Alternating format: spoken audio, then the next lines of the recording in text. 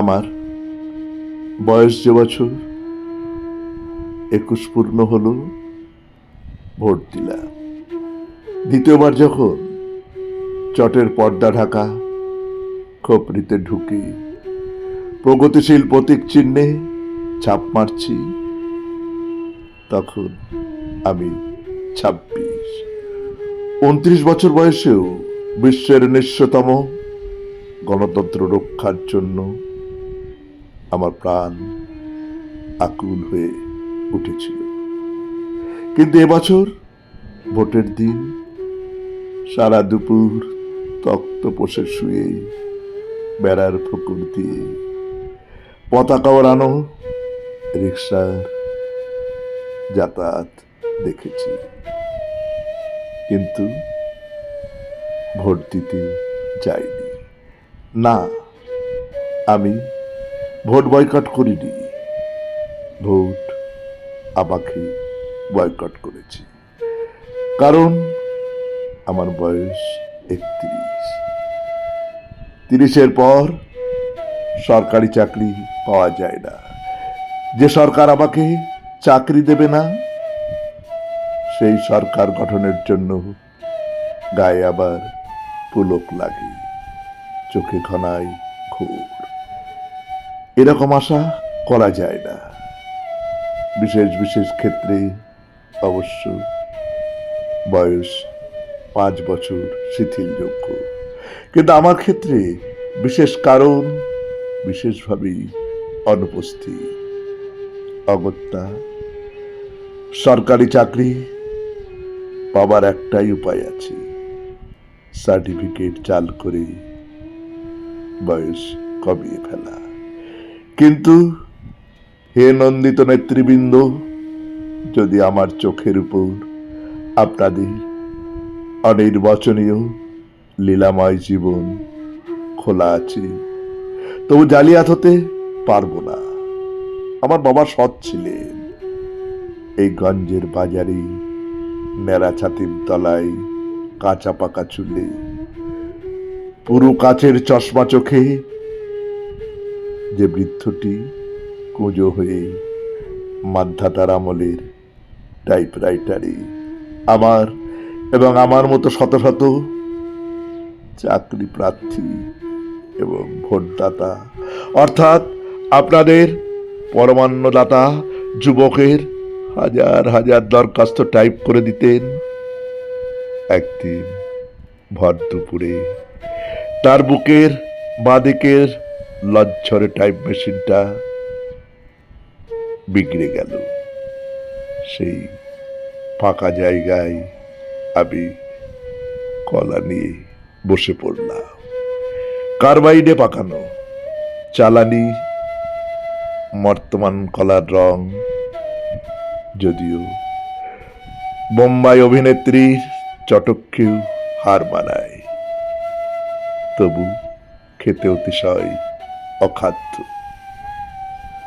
ফলে আমাকে ডাবের সঙ্গে ভাব জমাতে হলো। পা ফাঁক করে দাঁড়িয়ে ধুতি পাঞ্জাবি শার্ট প্যান্ট যখন সরু নল দিয়ে চোঁচো করে সুমিষ্টে জল টেনে নিত, তাদের দুপায়ের ফাঁকা দিয়ে আমি এই গঞ্জের ছিন্ন বিচ্ছিন্ন মানুষের মর্মান্তিক মহিমাকে স্পর্শ করতাম। ডাবের খোলাটি ছুড়ে দেবার সঙ্গে সঙ্গে ভিতরে আঙুল ঢুকিয়ে দেখতাম অধিকাংশ অমেরুদণ্ডী বুদ্ধিজীবীদের মতোই ভিতরে শ্বাস আছে কিনা। তারপর চিরুনি, ব্লাউজ, ধূপকাঠি, তরমুজ, চাল, হুঁশিয়ারি মাল এবং ধূর্ত নেতা পূর্তমন্ত্রী হবার জন্য যত বড় স্বপ্ন দেখি, ঠিক সেই আয়তনের মিষ্টি কুমড়ো, অর্থাৎ একের পর এক বহুমুখী বাণিজ্য বিস্তারে আমি বিড়ালকেও ছাড়িয়ে গেলাম। কিন্তু বেড়ালের ভাগ্যে শিখে ছিল না। ফলে প্রায় বিনা চিকিৎসায় মা মারা গেলেন। আমাদের এখানে গত 20 বছরে আধখানা হাসপাতাল হয়েছে, বাকি আধখানা আর হবে না। কারণ প্রধান রাজনৈতিক দলের নেতারা অধিকাংশই ডাক্তার এবং তাদের নার্সিং হোম আছে। রোজ ভোর 4টেই উঠি।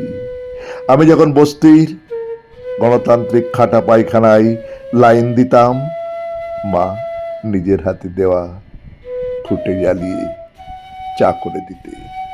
সেই স্যাঁতস্যাঁতে অন্ধকারে ধোঁয়াটে আগুনের সামনে বসে থাকা মাকে আমার ভারতবর্ষ বলে মনে হতো। দিদির মৃতদেহ দড়ি কেটে নামাবার পর থেকে মা একদম চুপ হয়ে গিয়েছিলেন। যার সঙ্গে দিদির বিয়ে হয়েছিল সে গরিব ছিল এবং ভালো ছিল, কিন্তু দারিদ্রতাকে মহানও করেনি বা খ্রিস্টের সম্মানও দেয়নি। এক চোরা কারবারি শ্রমিক নেতার আর কাঠিতে পরিণত করেছিল। সে সেই নেতাকে মহিলা সরবরাহ করত। সেই নেতার সঙ্গে মন্ত্রীর যোগাযোগ ছিল, মন্ত্রীর সঙ্গে কেন্দ্রের যোগ ছিল, কেন্দ্রের সঙ্গে পরিধির যোগ ছিল, পরিধির সঙ্গে ব্যাস এবং ব্যাসের সঙ্গে ব্যাসার্ধের সংযোগ ছিল। এবং এইসব সূক্ষ্ম যোগাযোগগুলি একসঙ্গে গিট লেগে একটা মোটা নাইলনের দড়ি হয়ে দিদির গলায় ফাঁস লাগিয়েছিল। চাকরি আমার হতো। জেলার সব ছাত্রদের মধ্যে আমি যদি মাতৃভাষায় প্রথম না হয়ে আপনাদের পিতৃভাষা অর্থাৎ ইংরেজিতে প্রথম হতাম, হয়তো আমার বরাত খুলে যেত, অথবা আমার বন্ধুরা যারা ঠিক ঠিক জায়গায় তেল সরবরাহে আরব রাষ্ট্রগুলিকেও হার বানিয়েছি, আমি যদি তাদের সঙ্গে প্রতিযোগিতায় নামতে পারতাম, তাহলে আমার গলায় বাদামের ঝুড়ির বদলে নেকটাই ঝুলত।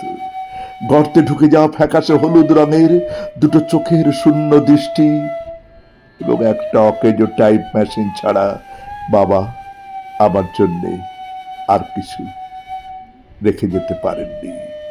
এবছরের জীবনের সর্বশেষ ভর্তি দিয়ে মা চলে গেলেন। ভারতবর্ষ পড়ে রইল। আমার আর কোনো দায় নেই, যেহেতু আজকের দর্শন আগামীকালের সংস্কার মাত্র। এখন যদি আমি সন্ন্যাসী হয়ে যাই, বন্ধুরা বলবে পালিয়ে গেল। বিদেশি টাকায় পুষ্ট যেসব তথাকথিত জনসেবা প্রতিষ্ঠান আছে, তাতে যদি ভাতের জন্য ঢুকে পড়ি, তারা বলবে বেটা গুপ্তচর। যদি আত্মহত্যা করি তাহলে কাপুরুষ। আর যদি সোজাসুজি প্রতিবাদ করি তাহলে আপনারা রাজনৈতিক নৈশ প্রহরীরা কালো টাকার কুমিরদের অন্ধকার পাড়ায় গিয়ে মাঝরাতে নকশাল নকশাল বলে ঘেউ ঘেউ করে তাদের জাগিয়ে দেবে। এমন কি অবস্থা, তেমন তেমন বেগতিক দেখলে আপনাদের সঙ্গে রাশিয়া আমেরিকাও যোগ দেবে। এতদিন চাকরি খুঁজেছি, পাইনি, এবার ভাবছি আমরাই আপনাদের চাকরি দেব। আমরা যারা বেকার, আধা বেকার, ভবঘুরে, বাউন্ডলে ভিখারি, যাদের জমি নেই কিন্তু জমিতে খাটি, বাড়ি বানাই কিন্তু বাড়ি নেই, যারা শহরে আলো জ্বালে কিন্তু যাদের কুপিতে তেল নেই, যারা কারখানা বানায় কিন্তু কারখানা যাদের আস্থা করে চালান করে দেয়, যারা কোনোদিন একটা ভালো জামা পরেনি, শরবত খায়নি, বেড়াতে গিয়ে পর্বতমালার স্তব্ধ নিরাশক্তি ও মহত্বকে স্পর্শ করেনি, যারা জন্মায় আর খাটে খাটে আর মরে, যারা পিঁপড়ের মতো, পোকামাকড়ের মতো, শীতরাত্রির ঝরা পাতার মতো, সেই সব নিরক্ষর নগণ্য উঁচু অবজ্ঞাত করুন, যাদের দেখার জন্য এবং ঠকাবার জন্য আপনারা বিরাট মঞ্চে উঠে দাঁড়ান, যারা আগামী দিনের ভারতবর্ষের গোটা পৃথিবীর এবং সৌরজগতের মালিক, আমি তাদেরই একজন হয়ে এই জংশনে স্টেশনে বাদাম বেচে যাচ্ছি। কসাইয়ের বাঁ হাতের বুড়ো আঙ্গুলের মতো জীবন আমাদের যে কোনো মুহূর্তে বিচ্ছিন্ন হয়ে যেতে পারি, আবার এই আঙ্গুলের কেন্দ্রীভূত চাপে খোলা ফাটিয়ে বের করে আনা যায়। রাজনৈতিক ক্ষমতার পুষ্টিকর তৈলবীজ আর সমস্ত শুকনো খোসা বাতাসে উড়ে যায়। বাতাসের সঙ্গে আকাশ স্পর্শ করে মানুষের অনন্ত ঘৃণার আগুন, সেই আগুনের পাশে বসে আছেন আমার মা, আমার দেশজননী। না, বিপ্লব শব্দটি শুনলেই আপনাদের মতো আমার কম্প দিয়ে জ্বর আসে না। নমস্কার। শুনলেন কবিতা বেকারের চিঠি, কলমে মণিভূষণ ভট্টাচার্য, উচ্চারণে আমি সুরজিৎ দাস।